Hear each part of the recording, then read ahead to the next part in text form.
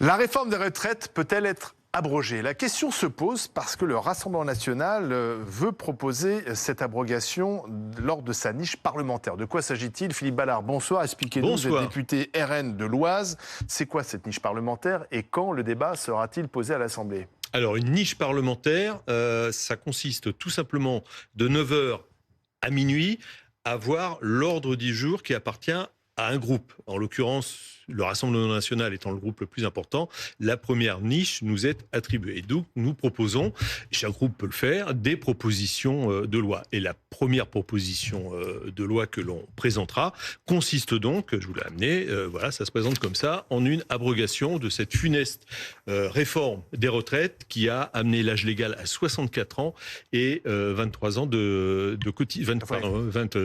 a augmenté les cotisations également. Donc, on veut tout simplement revenir dessus. Il n'y a rien d'autre. C'est pas le projet de la réforme des retraites de la présidentielle de Marine Le Pen de 2022, parce que là, on n'aurait pas assez revenir en arrière. 62 ans, 62 ans, âge légal.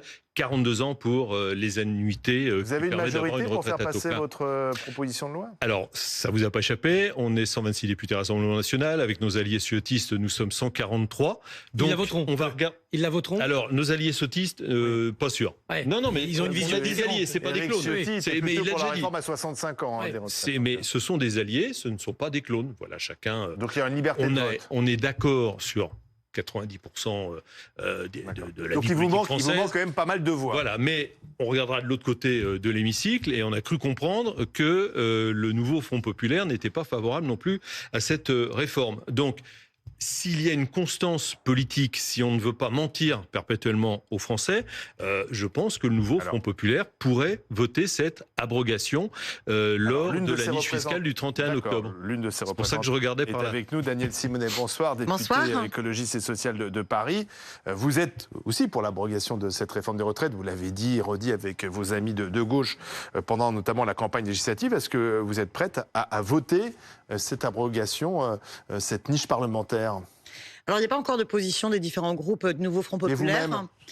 Il n'y a pas encore de position des différents groupes du Nouveau Front Populaire, donc je ne vais pas donner mon avis personnel. Ah bon, vous attendez la ligne du parti? Non, j'aime bien, vous savez, moi, vous savez très bien que j'ai été purgée il y a peu de temps. Purgée par les Insoumis. Par les Insoumis, donc j'ai toujours été une femme très libre, voilà, mais j'aime bien aussi la réflexion collective. Donc c'est pas un non a priori, vous dites? Alors, ce qu'il faut d'abord reprendre dans l'ordre, c'est que sur la question de cette réforme des retraites funeste à 64 ans, c'est bien la NUPES à l'époque qui était pleinement impliquée à la fois dans la bataille parlementaire. Le Rassemblement national était très absent de la bataille parlementaire dans l'hémicycle. Dans la rue, c'était plutôt la gauche. Et dans la rue, soyons clairs, c'était à la fois les composantes de gauche et l'intersyndicale très soudées dans ce bras de fer contre le gouvernement.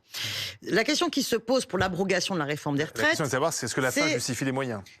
Et puis c'est surtout, est-ce qu'on se fait plaisir sur un vote un jour ou est-ce qu'on essaye de faire en sorte que l'abrogation puisse avoir lieu? Parce qu'un vote dans l'hémicycle à l'Assemblée nationale ne suffit pas à abroger la réforme des retraites. Ben non, parce que le texte, il passe à l'Assemblée nationale, ensuite il doit être présenté au Sénat, ensuite il doit être remis à l'ordre du jour de l'Assemblée nationale. Enfin voilà, le parcours d'un texte législatif. Oui, mais le dernier mot va à l'Assemblée nationale. Le dernier mot va à l'Assemblée nationale, le premier mot aussi, mais il faut aussi que ça passe au Sénat. Or, c'est le nouveau Front populaire qui, à la fois, a des groupes à l'Assemblée nationale et au Sénat, donc est en capacité de faire le cheminement d'un texte de loi. Première chose. Deuxièmement, il faut aussi avoir bien conscience qu'une abrogation de la réforme des retraites à 64 ans pour arriver à 62 ans, moi, je serais même favorable à ce qu'on arrive enfin au retour à la retraite à 60 ans, nécessite de prendre en compte aussi la question du financement. Ce matin, à l'Assemblée nationale, nous avons eu des travaux très intéressants, un colloque organisé par à la fois le président Éric Coquerel de la Commission des Finances et le rapport général du budget, monsieur de Courson. Et c'était un colloque sur le financement des retraites, dans lequel nous avions à la fois les représentants du corps, du Conseil d'orientation des retraites. Nous avons également eu des représentants syndicaux, patronaux et salariés, et ainsi que des économistes. Et finalement, ce que j'en retiens, c'est qu'il n'y a pas en soi de gros problèmes de financement des retraites. Si, par exemple, nous acceptions d'augmenter de 0,15 points pendant 7 ans les cotisations. Ah oui, c'est ça. Donc en demandant aux Français de contribuer, d'augmenter les charges. Donc ça, c'est Michael Zemmour, par exemple, qui le dit. Il faut augmenter les cotisations. Il faut dire aux Français qu'ils auront un peu moins de salaire à la fin du mois. Oui, de 0,15 points, c'est-à-dire petit. Oui. Et en fait, quand on leur demande est-ce que vous préférez cela ou bien travailler 2 ans de plus, généralement, ils préfèrent ça. Là, vous noyez un peu le poisson, mais ce que je note, c'est que ce n'est plus un non affirmatif. Là où je ne veux pas noyer le poisson. Non, mais attendez, Madame Simonet. Madame Simonet, la gauche a toujours dit, jusqu'à présent, pas question de voter avec le Rassemblement national, quelle que soit la proposition. Là, je vois quand même que vous dites, on attend de voir ce que vont dire les groupes. Je voudrais vous faire écouter ce que disait... Je peux terminer mon explication. Oui, mais je voudrais vous faire écouter Alma Dufour, qui semble dire aussi, pourquoi pas écouter député également de gauche. Moi, à titre personnel, je pourrais bien sûr. Il ne faut surtout pas les déprimer encore plus qu'ils ne le sont aujourd'hui. Nous sommes le vrai camp du progrès social. Ce sont des escrocs. Il n'y a aucune raison qu'on leur laisse remporter le point. Alors que, pardon, vous dites qu'on a tout fait. On a tout fait pour soi-disant faire adopter la réforme. Mais nous, qui était en train de manifester avec les grévistes? Qui a dormi sur les raffineries avec les grévistes de Total quand ils essayaient d'obtenir justice par rapport à la réforme des retraites? Qui a collecté 1 million d'euros pour soutenir les grévistes? C'est nous. Voilà, Alma Dufour et Christophe Barbier, bonsoir, qui dit pourquoi pas? Ça a changé quand même depuis quelques mois là. Oui, on voit bien que l'étau des deux extrêmes se resserre sur le gouvernement central. Et ce gouvernement a une majorité tellement hétéroclite, tellement fragile, et il est tellement en désaccord avec lui-même, avec ses composantes sur tous les sujets économiques et sociaux, que ça donne la tentation, en effet, parfois, de peut-être rassembler des votes qui n'aboutiront pas, parce qu'en effet, la mécanique parlementaire est très longue, si ça aboutissait, mais qui permettrait de faire subir un échec majeur à ceux qui sont partisans d'une retraite à 65, faisons un peu de petite fiction.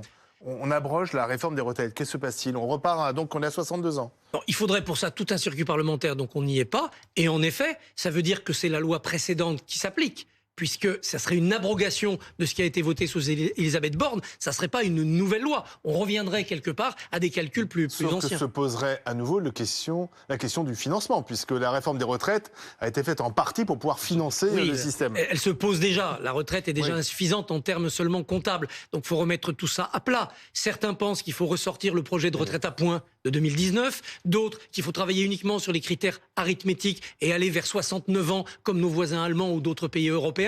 Donc ça, c'est pour la présidentielle 2027. Là, en ce moment, on est en train de faire un budget pour rassurer les marchés et ceux qui nous prêtent de l'argent.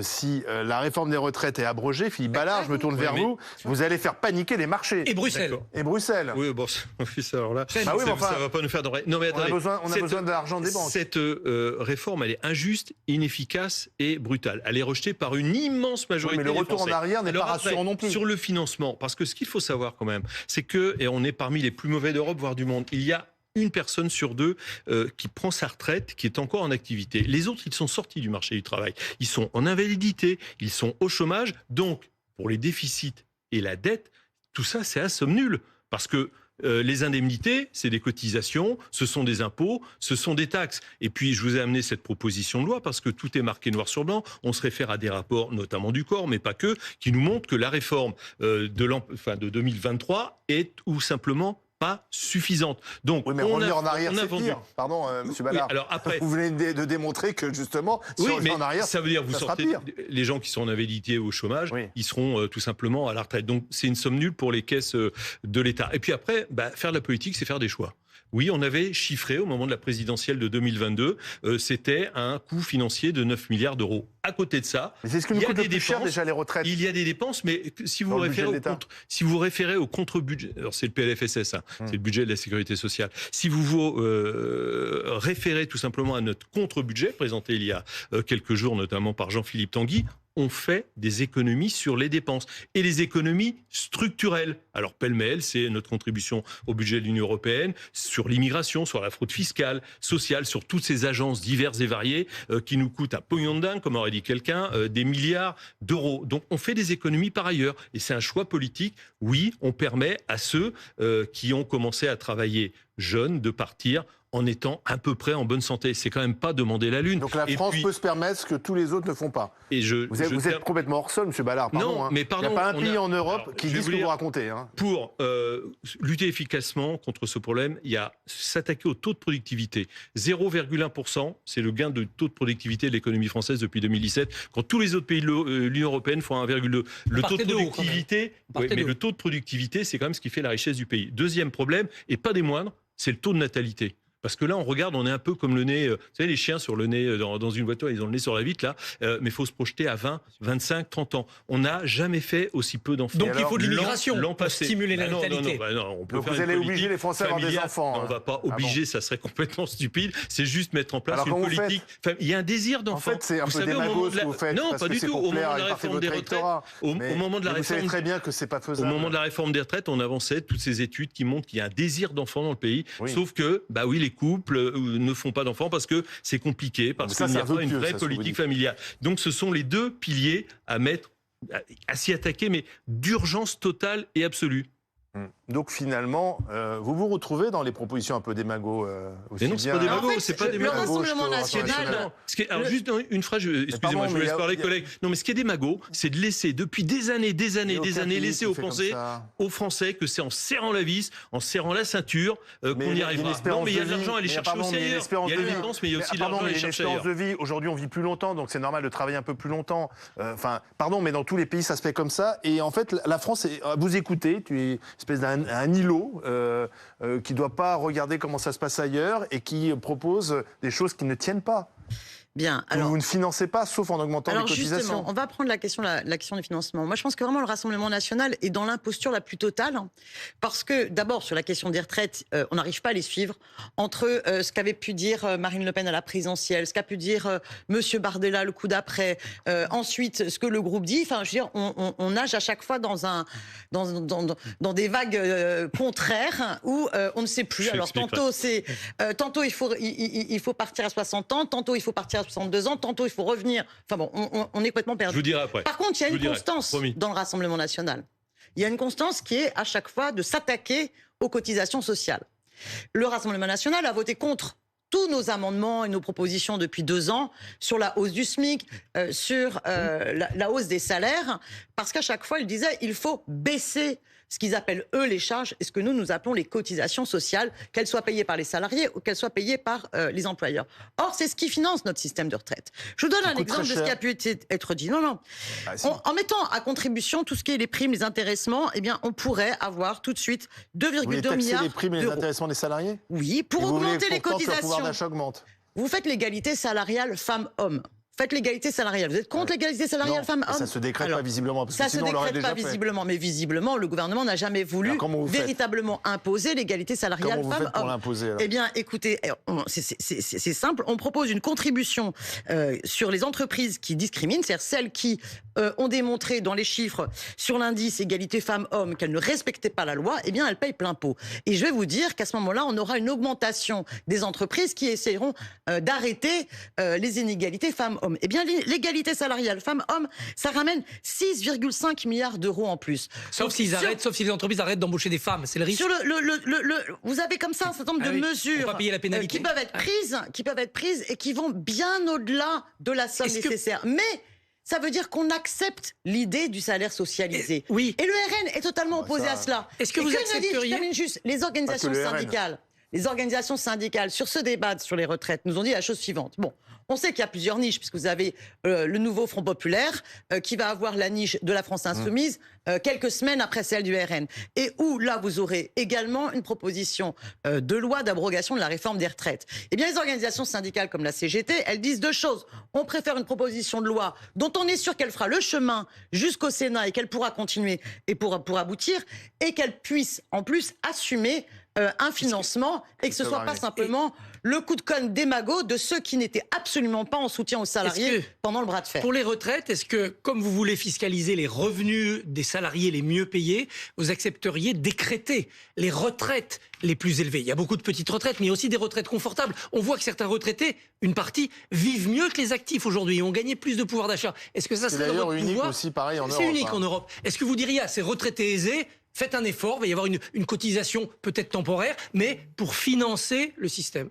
Bah, écoutez, je crois qu'il y a déjà par ailleurs des plafonnements et la vérité c'est que vous avez quand même un impôt sur le revenu. Nous on propose 14 tranches d'impôt sur le revenu et de manière beaucoup plus progressive. Donc là, la mise à contribution des hauts revenus, vous le faites par ce biais-là. Sur la question que vous posez précisément sur les retraites, la vérité c'est que c'est pas les hauts retraites, les plus hautes retraites qui posent des problèmes en termes de répartition. Et le problème n'est pas là. On pourrait ne pas les revaloriser, par exemple, comme c'est prévu pour toutes les retraites. Dire simplement que c'est le tiers supérieur qui n'est pas revalorisé. C'est un faux débat. Là, regardez, le gouvernement, quand il décide de retarder la revalorisation des retraites, c'est honteux parce que c'est sur des sommes au final pas si conséquentes que ça. C'est 4 milliards. Hein. 4 milliards, excusez-moi, mais enfin, je veux dire, regardez toutes les mesures que nous avons proposées, que nous avons adoptées en commission des finances pour taxer les dividendes, pour taxer les hauts revenus, pour taxer les entreprises, les super profits et les super dividendes. On retrouve des sommes bien plus importantes parce que là, il y a une concentration de profits et de bénéfices bien plus importante. Quand sera examinée votre proposition ? Le 31 octobre, 31 c'est le jour de la niche. Mais il y aura, je réponds en 30 secondes, même pas. Non, mais même pas. On n'a jamais, entre le projet de Marine Le Pen, Jordan Bardella au législatif, c'est le même. C'est tout simplement ceux qui ont travaillé entre 17 et 20 ans, c'est 40 annuités. On peut partir à 60 ans. Mais si, c'est noir sur blanc. Je vous l'envoie tout à l'heure, on se retrouve à l'Assemblée. Je vous le donne. À 24 ans, je pars à 64 ans, donc ça change rien. Alors c'est 42 annuités. Oui. Absolument, mais voilà. c'est pas caché, mais c'est pas caché, c'est pas caché. On dit tout simplement les choses. Si vous commencez à travailler parce que vous avez fait des études, mais vous aurez la chance de travailler quand il fait froid d'hier dans un bureau chauffé et quand il fait chaud l'été dans un bureau où il y aura la clim. Et avoir une espérance de vie plus longue qu'un ouvrier. C'est 9 ans d'écart entre un ouvrier et un cadre supérieur. Donc si on commence à travailler plus tard, on part plus tard, c'est tout à fait normal. Donc on verra si la gauche vote votre proposition d'abrogation de la réforme des la retraites. question inverse. Rendez-vous le 31 octobre. La niche du nouveau Front Populaire et la France Insoumise sera un mois plus tard. Et elle, au moins, elle aura une chance de faire son chemin. Il dit oui. Ben oui, on dit oui. Parce qu'elle aura son chance de faire le chemin. Nous, on n'est pas sectaires, si vous voulez, c'est juste la seule différence. Chacun jugera. Mais nous, on n'est pas des magots, vous voyez. On est conséquents. Entre sectaires et des magots.